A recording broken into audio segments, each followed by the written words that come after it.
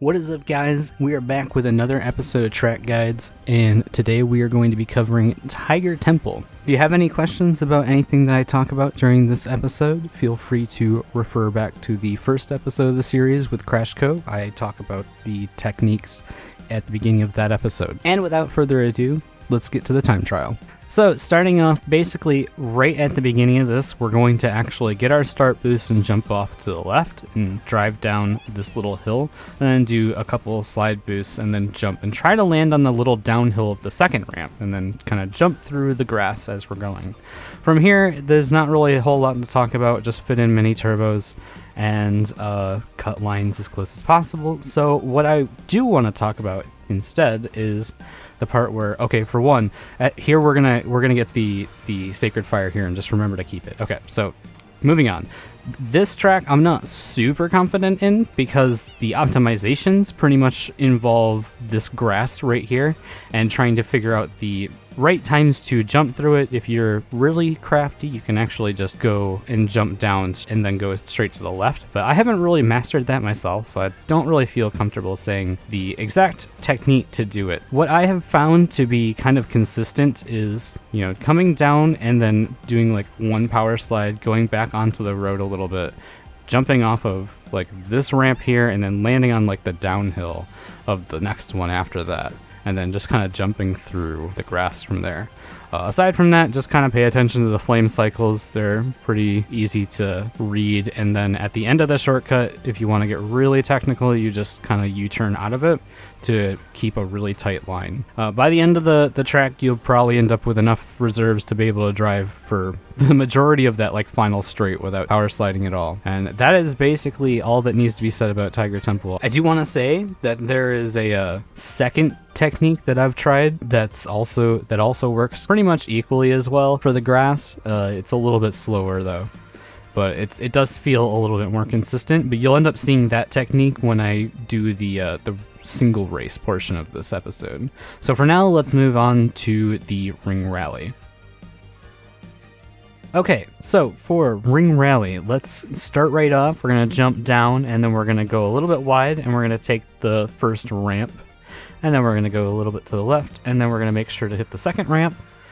And then from there, it's pretty much following a normal line where we're just kind of driving along the track. It's easy. It's actually easy to hit all of the rings on this, despite the fact that they're actually kind of near the flames on some of them, because they made sure to actually put the rings not literally within the path of the flames themselves. So you can actually still cut in and make those, make the turn to get the rings there, even if the flame is on. Unlike things like Sewer Speedway, where if the barrel is already there, there's no way you're getting those rings.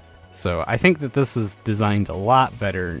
Something like Sewer Speedway could have definitely taken notes for how to lay out your rings for the track. Aside from that, this one's pretty alright, honestly. I would have liked to see rings going through the grass, since the grass is a better line, but whatever, I guess. I don't really like the fact that we're going out on the ramps, because the ramps also, as you start getting faster, are harder to hit those rings for, but whatever. I would definitely say that this is not so bad of a ring rally, for sure. I wouldn't say it's until about lap 6 or 7 when you should worry about not jumping on those ramps in fear of going over the rings. Other than that, most of them are still attainable, but once you hit like 7 or 8 with the green rings or the small blue rings, that's when you start having to worry about flying over the rings. So other than that, there's not a whole lot to talk about for the ring rally of this one, other than just paying attention to fire cycles and making sure not to jump over rings, which I guess is basically all that there needs to be talked about with most of ring rally, but here we are. So that really is the end of ring rally, what needs to be talked about for it. So let's move on to the track as it is in a single race. So for the single races from now on, I did actually sit back and think about it, and well, I already do almost all of these tracks in a speedrun, so why don't I just use my speedrun footage instead, since it's against AI as well? Since the only thing that really matters when I'm doing this is talking about box placements and stuff like that. So Tiger Temple, at the start, we're going to kind of do something a little bit different. What we're going to do is go a little bit wide to make sure we can get a box at the start. And then we're going to employ the second method that I was talking about that I used to take for the grass. It is a little bit slower, but it is pretty much like 100% consistent.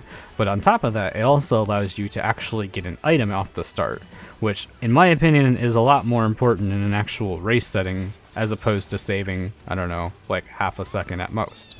So from there, let's talk a little bit about Tiger Temple. This track used to be considered the only track that was RNG based in the original game because it was the only track that featured a shortcut that required a specific subset of items to open. Well, so the items that you need to open this door are a beaker thrown forward, a bomb, a missile, a shield that you shoot forward, or a mask. Other than that, nothing works. With that being said though, if you are actually in second place, you can kind of bank on the fact that somebody in front of you might be trying to roll for an item to open that door with, and you can scoot in behind them with the door already being open. And if you have something to throw forward as well, that means you can actually start to use that item on them instead, which adds a little bit of strategy to this track, which makes it kind of cool. However, one issue that I have with the online of this game is the fact that if you try to open the door yourself and you're not the host of the lobby, there's a possibility that that door might just sit there for, upwards of a second or a second and a half without actually opening, and you just run into the door, which can be kind of annoying. But other than that, I think this track is honestly pretty cool because it has a lot of little optimizations you can do, especially with the grass, which makes it pretty nice to see the difference in high skill play between somebody that's just going on the outside and following the road and somebody that can figure out the best way to cut through the grass without losing much speed. One thing that I just want to add on, I know I said it during the time trial, but again, as you're going through off-road sections, it is better to just kind of jump through them in this game, because when you have fire and you're in the air, the fire will actually propel you forward a little bit, as opposed to being on the ground in the off-road, it'll still slow you down.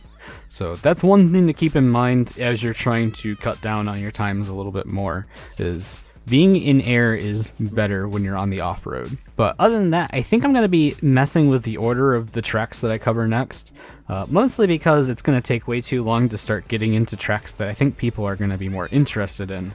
So I'm going to drop the bomb on you guys right now.